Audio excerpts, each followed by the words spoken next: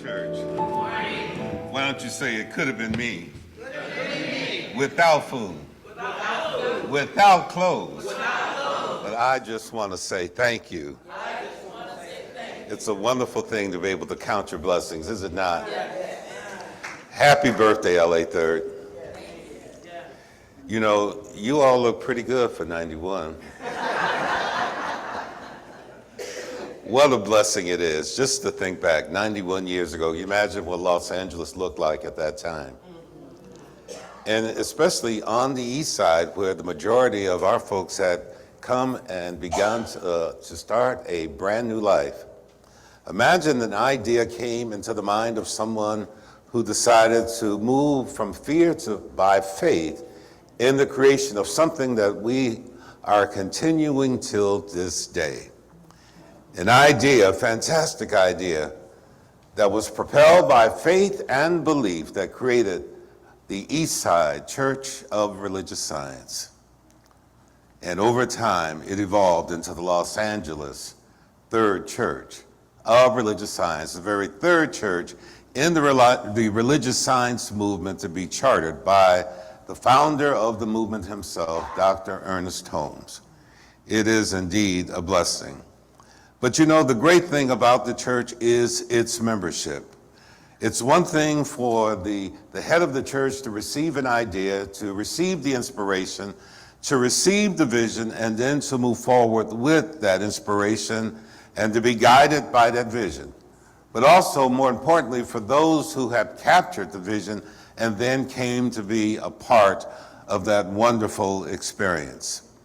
And as always, when we come to this moment, I'd like to pause and to recognize as well as to identify those wonderful saints, those wonderful brave souls, those that came from the beginning and through time became the pillars of this great, great church that we call our church home. So I'd like for us, if you would, just to bear with me, to take a moment as we recognize those who remove themselves from their mortal experience and put on the robes of immortality as they transition from this experience and entered into the next. And Reverend Lisa will join me as she will pour libation as we call out their names. Now, this is not a solo act. This is not something you just look at me and expect me to do all the work. Because realize this, I've been gone for a while and there's been a whole bunch of folk that have come and gone since I have left here.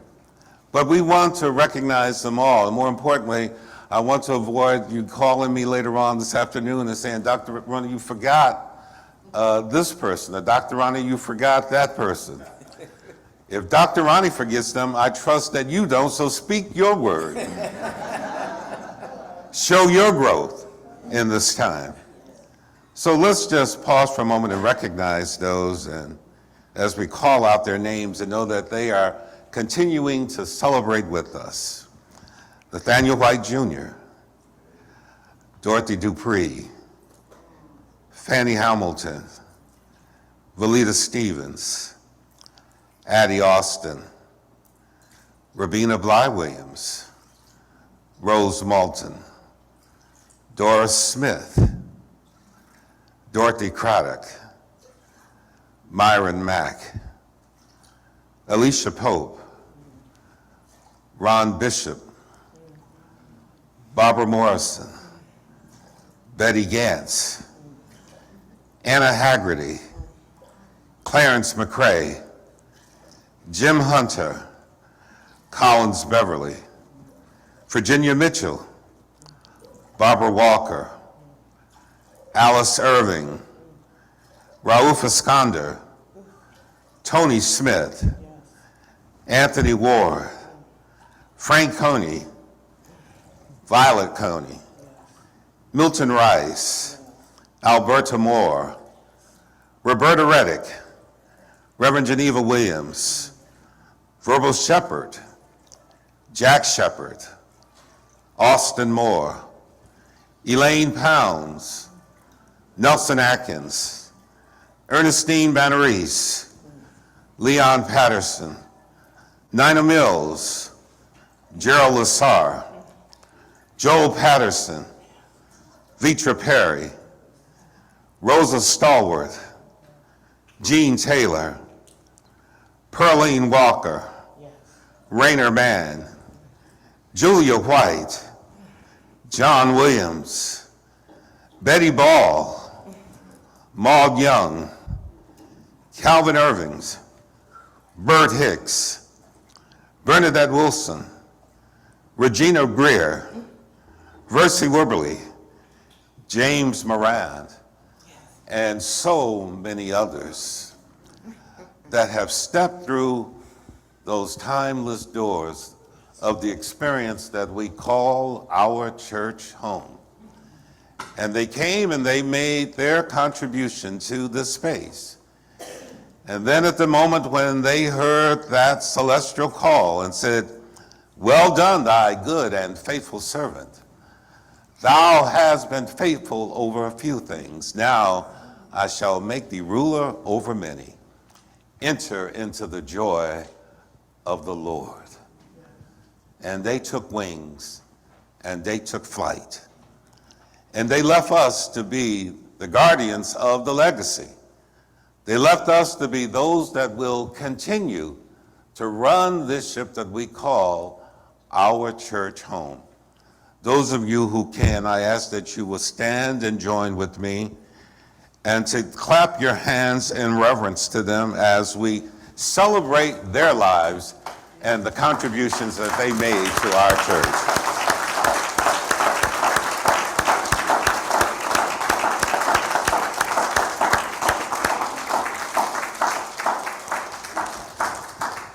You may be seated. Thank you.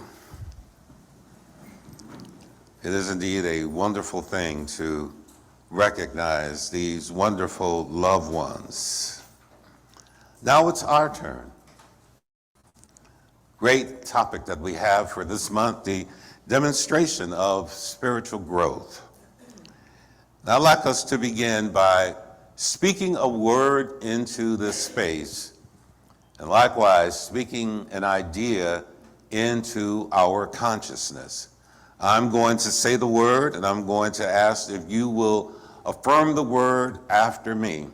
But before we do this, I want you to look at the person sitting next to you. And I want you to get comfortable with who's here so you won't be afraid to speak. You won't be worried about who is going to hear you. You can see them right now. I notice so often when we invite you to make an affirmation, you get this real tepid response. It's like, I don't want to say it too loud because the person next to me, they might hear what I'm saying. So let's begin. Today I step into my power. Today I step into my power. I know I am a spiritual being. I know I am a spiritual being. And I release what keeps me from being what I am meant to be. I make choices that enhance my wisdom as I move along my divine path. Take a breath and just focus on what it is that we've said, that today, another day, that we step into our power. And we make that step because we are spiritual beings. Although we're in a human experience, we are spiritual beings. And sometimes we need to release the bounds that hold us. And we release them by saying it aloud into our own understanding. And that's what you just did. You said you release any and everything that is holding you back. Anything that denies you the reality of what you really are. Today's the day that you release those shackles and you allow yourself to be made free. That there are choices that you are making. And these choices, they enhance your wisdom. They allow you to draw upon that wellspring of wisdom that is divine. allow you to operate from that place of divine instruction, because you're going to move in this great adventure that you call your life along a divine path. Dr. Ernest Holmes writes in his book, Creative Mind and Success, he says this: we will always attract to us in our minds, in our lives and conditions, according to our thought. We're always going to pull into our experiences the things that we are thinking, because things are but outer manifestations of inner mental concepts. That's all they are. Whatever's going on, wherever you are right now, forget about where you're going to be tomorrow. We're going to focus on today in this moment. Everything that has happened to this moment for you and through you and by means of you are the result, are the ideas that you have entertained within your consciousness. Now, oftentimes there are things that we entertain that we are conscious of, and sometimes there are things that we are not conscious of. But overall, they are all still your thoughts. And today is a day that you reign in, that is, you become conscious of that you want to experience. Now I want you to think back for a moment. The moment that you first became truly conscious of God, as an idea, a person, a thing, whatever it was to you when you first became conscious of it. And ask yourself this question: did you fear God or did you love God? Did you fear God or did you love God? You know, and as this was coming to me through Spirit, I began to think back as a youngster growing up in the household of my grandparents. And all the things I always heard was about folk being God-fearing. Okay?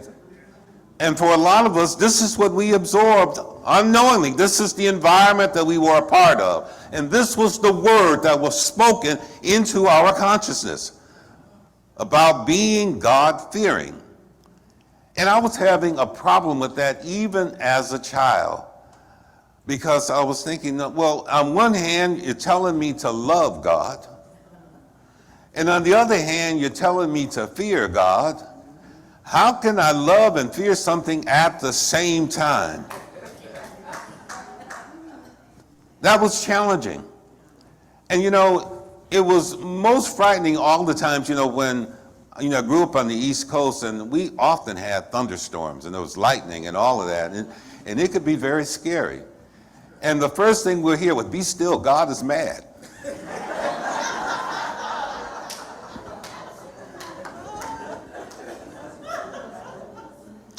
Be still, because God was mad. And once again, it's like, okay, we're taught to fear God, but yet we need to love God. And understand that this really was the beginning of the relationship with God. Now, in the start of this, you're telling me to fear something, but I really need to love it. And then you're putting scriptures in front of me that says perfect love casts out all fear. What was this doing but furthering the contradiction? But of course, as we grew older, you realize that people shared what they knew. And I realized as I got older that, these folks love them to pieces, but they were the products of their environments. They were a product of what it was that they were taught. And as they evolved in life, they never released what it was that they were taught. And that's so true of a lot of us. We've never released some of the stuff that we've taught. We're still holding on to it, even though we're saying something different. So now in this month, you have a very interesting idea: the demonstrations of spiritual growth. How have you grown spiritually? Are you still having that love, hate, and love, fearful relationship with God? Or have you grown to the point where you understand so completely, as Daryl shared this morning, perfect love is that which is the predominant thing that we should always celebrate, because it is, in fact, the most powerful. And perfect love does, in fact, cast out all fear. I can recall 37 years ago, and boy, how does the time fly by. 37 years ago, walking into a place on the east side of town, not knowing that in that moment, a word that I had spoken some years ago was going to greet me and manifest as the reality of which I had sought. You know, it was interesting. Many years ago, when I was graduating from high school, and you know, in our high school yearbooks, we used to write what our ambitions were in life. The thing that we wanted to be as we evolved, as we succeeded and went on in our lives. And my ambition as I graduated from high school was to become a minister. Imagine, all the way back in high school, that was my ambition, to become a minister. Because I always knew perfect love and what it was that it did. And I always had this very special relationship with Spirit. Now, as a youngster, I did all the same things every other youngster did. Even though that was an ambition, it was just like any other ambition. It was a goal. It was something that was going to happen sometime in the future. But at that moment, it was like, okay, now it's time to do what this moment allows us to do. And just like most youngsters, I did all the things that most youngsters did. Minister was something that was said, but it was sort of pushed into a corner somewhere. And while I still enjoyed the fellowship and the worship experience of church, and was always gravitating to that, this whole idea of a minister sort of gotten pushed aside. And all of a sudden now I began to create other goals and other ideas and things that I wanted to do, and I began to pursue those things. However, in the pursuit of those things, I realized that I still needed spiritual help and guidance in order to obtain them. And therefore, the relationship with God was always firstmost in my mind. I can recall finding Founders Church of Religious Science and going through that experience, and I found out how it just altered my life so completely, because all of a sudden, now there was a witness. All the stuff that I had felt deep inside of me that I wasn't getting out of the traditional worship experience, now it's like all the puzzle came together. The things I believed, someone else was saying it, and I was hearing it, and I was receiving it, and it made sense to me. So here I am now being even more empowered. And I'm learning the tools of mind in action. I'm learning the tools of treatment and how effective treatment work is. And I'm employing that. See, going to church and just sitting there and listening and then forgetting everything that was said was never a part of my experience. I would hear something that resonated with me, and I would begin to process it at that very moment. And that's why so often I say to you, when you hear an affirmation of someone that is saying something that is absolutely sticking into your heart, begin to process it then. Don't wait till another time. Because if you wait until you leave and get home when you're by yourself, you're going to forget it. If you wait until the next Sunday, you're probably going to forget it. If we passed out sheets of paper right now and asked everybody, what did Reverend Paul talk about last week?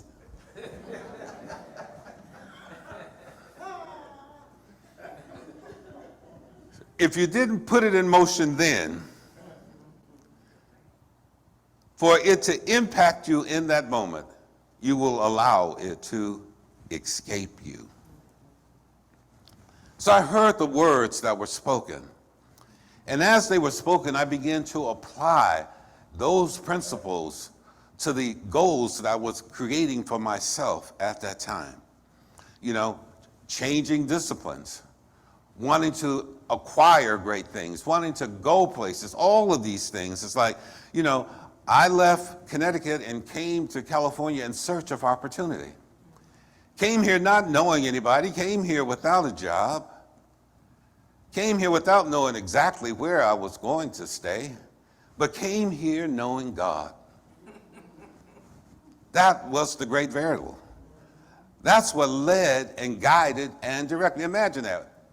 Leaving someplace 3,000 miles away, coming to a new place without a clue, without knowing a soul, without having a job, not knowing your way around, but being led and guided by one very special and important principle that we call faith. And that's why the Bible said faith without works does not work at all. It is dead. We can speak about faith all day long, but until we put it into motion, we don't know what it means. We don't even know if it works. We heard someone else talk about it, and they talked about it in that moment while we were sitting there. And then after we left that moment and went to the next, we forgot all about it. So as I began to get more entrenched into these principles, I shared with you before that I started a group called Spiritual Innovations. And it was a spiritual study group, and we met every Sunday morning. And we taught spiritual principles. And then I reached a point, and then I said, you know something? It's time to stop this. It was just like the Bible said the word of the Lord went to Moses when he was at Mount Horeb. And the Spirit spoke to him and said, listen, you have dwelled in this mountain long enough. And I thought about that. So I've done this long enough. I'm going to stop this because it is so easy to talk about spiritual principle. It's so easy to recite the words of a multitude of dead men. It's so easy to give esoteric principles. But the greater thing is to demonstrate it. And that was a profound word that Dr. Ernest Holmes said. He said, I would rather someone demonstrate these principles than to hear them constantly regurgitated. It's so often you come into our churches and people say, oh yeah, it works. Oh yeah, I love the teachings of the science of mind. I love this, and I love that, and I love the other about it. And until someone stopped them and said, okay, then share with me the level of your demonstration. Share with me what it has done for you and how it continues to do that for you. Share with me the continual progression of your life in the practice of this principle. Now, in that, it does not ever mean that we're going to be shielded from difficulties. It doesn't mean that, all kinds of trauma is not going to come to our doorstep. But it means that when it comes, we know how to say, get thee behind me, and know that it gets behind us. And to be able to move forward in power, not in sorrow and in fear. So I embraced it. And I listened to a friend of mine who was a great religious science practitioner, someone that I was seeing on a regular basis. And that's another thing that often sort of surprises me, that so many of us never on a regular basis go and see a religious practitioner. The most successful people that we see in the world have a therapist. The most successful people have a therapist. The most unsuccessful people have nothing because they refuse to go and see anyone.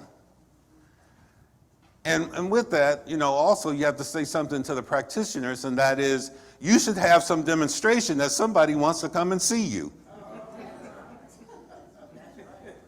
You need to demonstrate at a level that somebody wants to come and talk to you and feel that in talking with you, something is going to happen for them as it will happen through them. And if it ain't happening, it's a clue to you. You're not growing. And this is not an indictment. It's just a call to awareness. You are not growing. And if you are not growing, the people around you cannot grow. I walked into that church over at 48th and Main and heard the voice speak to me and said, "This is the place that I've prepared for you." And I'd entered in, and the rest was history. And over the course of that period, I heard so many voices that would come and say to me, "Dr. Ronnie, you are really a wonderful speaker. You are a great speaker. Don't you think you should be at a larger church than this? Don't you think you would do better at being at a bigger church?" Well, that's a possibility. But this is the place where Spirit told me to be. And see, one of the things that happens to us when we learn to trust and obey, we open up the windows so that blessings begin to flow abundantly into our experience. You've heard stories so many often of people when they're talking about the past of the church, and they say, well, maybe there were 8 people. Listen, there were always more than 8 people. That's an exaggeration, but there was a small group. But that's what you start with. See, when you start with something small and you're able to teach them effectively, and you allow them to grow, what's happening is that you are growing with them. Because each and every time that I prepare to do a lesson, regardless of how many years that I've been doing them, each and every time that I sit still and open myself up to Spirit, I receive a greater inspiration. I receive another answer. I receive another vision. I receive another blessing. Coming into this church was a blessing. And I have always loved LA Third Church. Always loved it, and still does. Oftentimes, when I left, people say, well, Dr. Ronnie, why did you leave? Why don't you stay? See, if I would have stayed here after we appointed Reverend Lisa, I would have been in her way. Because Reverend Lisa had to grow. And she would not have been able to grow with me being here and you all defaulting to me. Every time you'd have been running to me rather than going to her. And every issue you'd have been coming asking me rather than asking her. But I had to move so that she might grow.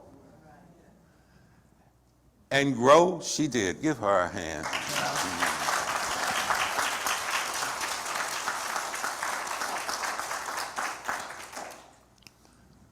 Reverend Lisa and Reverend Paul were 2 great students of mine at our School of Ministry.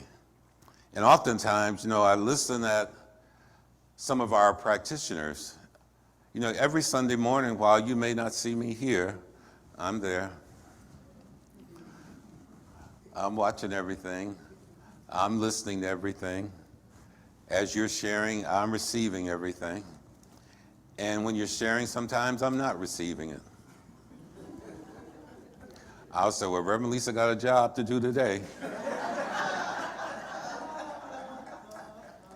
Our practitioners are supposed to set the tone. I don't know what they be setting sometimes, but it ain't the tone.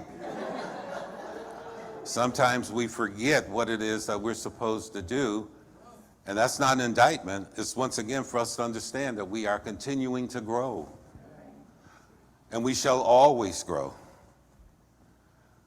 But that's what the church is for. It is for us to grow. We have to ask ourselves, Are we moving forward? In the book of Deuteronomy, in this discussion that Spirit is having with Moses, the Spirit says to him, listen, he says, behold, I have given you the land before you. Go and possess the land which the Lord swore to your fathers, Abraham, Isaac, and Jacob, to give to them and to their descendants after them. Now, it's a reference really to us. God has made us all divine heirs. We are heirs of a wonderful, wonderful promise. Some of us often will cash in on the promise. For a lot of us, we just hear it and don't move. So today I ask you, what is it that stops you from moving forward and receiving that which is rightfully yours? What is it that stops you? You know, for so many of us, we're in a variety of different careers and we feel like we get to a point and we stop, we can't go any further. And oftentimes, a lot of us will see opportunity before us, but we won't dare ourselves to move into it. And we'll come into moments like this, and we'll hear wonderful affirmations that are being shared. And we'll say them, oftentimes very low, but we'll say them. And you have to ask yourself, that word that I just spoke, did it really penetrate into my consciousness? Did I really hear that word? Did that word resonate with me? And if it did, how does that word motivate me? Does it allow me to remove the shackles that are holding me in place? Allow me to stay reminded that I need to go and possess the land that has been promised unto me. Now, that land of promise is every opportunity that you're able to conceive. See, so often we're looking at things, but we're failing to see them. There's a difference between looking and seeing. See, we look with our natural eyes, we see with our imagination. And if we don't use our imagination, we cannot see. You have to imagine yourself as a success.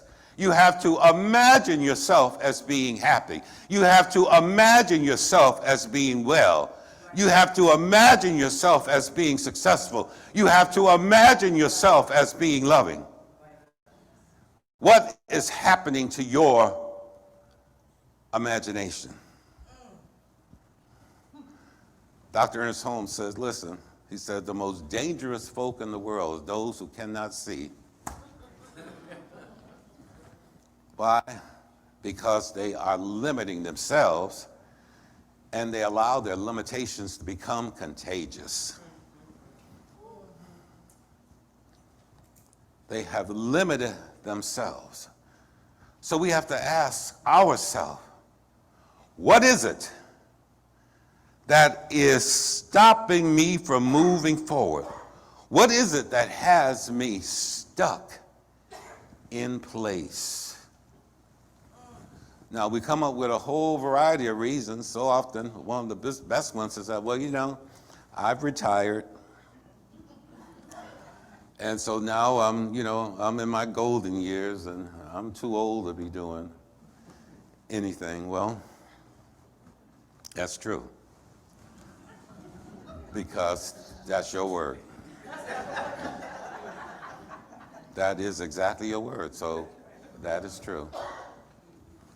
Oftentimes, well, I don't have the financial resources. I don't have the money. Because if I had the money, I would be able to do all of these things. Well, that's true. You're broke because you say you're broke. You don't have the money because you say you don't have the money. What is this? Your word coming alive.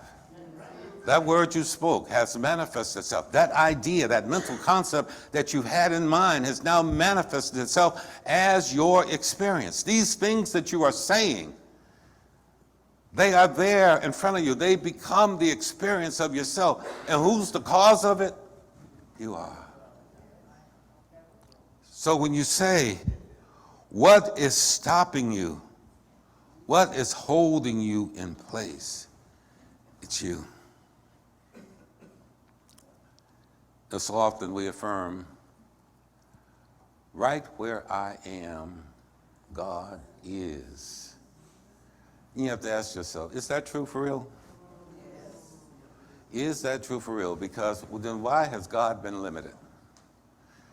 Because you're allowing something to stop you, and you're stymied. You can't move forward. Your growth has just been stopped. You're not moving forward in life. Nothing good is happening. But right where you are, God is. So it goes back to, did you fear God or did you love God? And if you love God, then why doesn't God empower you? Why don't you believe that the empowerment of spirit is very possible?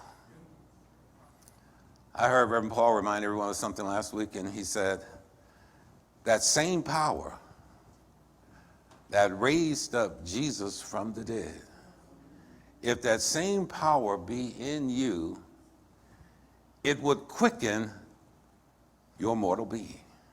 Now imagine that for a moment and think on that. If the same spirit that was able to raise a man from the dead is the same one that is within you, if it had that kind of power then, why doesn't it have that same kind of power now? And you're asking for something less, a whole lot less than being resurrected from the dead. Folks, it's about conceptualizing what's being said and bringing that ancient scripture alive into your own modern mind. What would happen if you were to affirm that same spirit that was in Jesus is the spirit that is within me? Imagine that. Why don't we say that? That same spirit that was in Jesus is the same spirit that is within me. Let's say it once again. That same spirit that was in Jesus is the same spirit that is within me. Now, imagine saying that and affirming that. The next time you are confronted with any kind of dilemma, imagine saying that. The next time you are trying to achieve something else or move to the next step within your experience. You have an idea that you want to manifest, something you want to demonstrate. There's some place you want to go, something you want to achieve. You are dealing with some kind of life-threatening illness. And imagine, rather than retreating and running in fear, you pause for a moment and you begin to say to yourself, that same spirit that was in Jesus is now within me. And I recognize it. I give it life. I allow it to come forward and empower me. I allow it to come now and to transform me. I'll allow it now to motivate me. I'll allow it now to move all of these obstacles out of my experience. Because I believe if it did that then, it can do this right now. See, but it's all about what we believe. Sometimes we need to affirm truth until we can feel it, until we can sense it, until we can believe it. And see, when you can sense it, when you can feel it, and when you believe it, those arguments against it that may come up, they'll have no power. There'll be something that you easily push aside. Every time something to the contrary comes against you, you will meet it from a place of being victorious and very powerful, as a place of being fretful and fearful and running in fear. Like I say, all of us on all of our tomorrows are going to have a whole variety of challenges. But when you walk out of here with the tool to meet the challenge with, you have to decide, are you going to be victorious or are you going to be fearful? These are demonstrations of spiritual growth. This is a spiritual center. You come here to receive those tools. And after you receive those tools need to be contagious. Somebody else needs to see the light that is going on in your circumstance. Somebody else needs to hear the good news that is coming out of your mouth. Somebody else needs to see the great things that are happening to you and through you as a result of what it is that you claim that you believe. See, it does do no good to say that I believe something and demonstrate nothing. Does us no good. Demonstrations of spiritual growth. We have to allow our consciousness become so absorbed with these ideas of goodness that they become second nature to us. That we've been given the tool to use in the time of the storm. Because folks, the storms are coming. They never stop. But God has made us survivors. Peace and blessings to you today.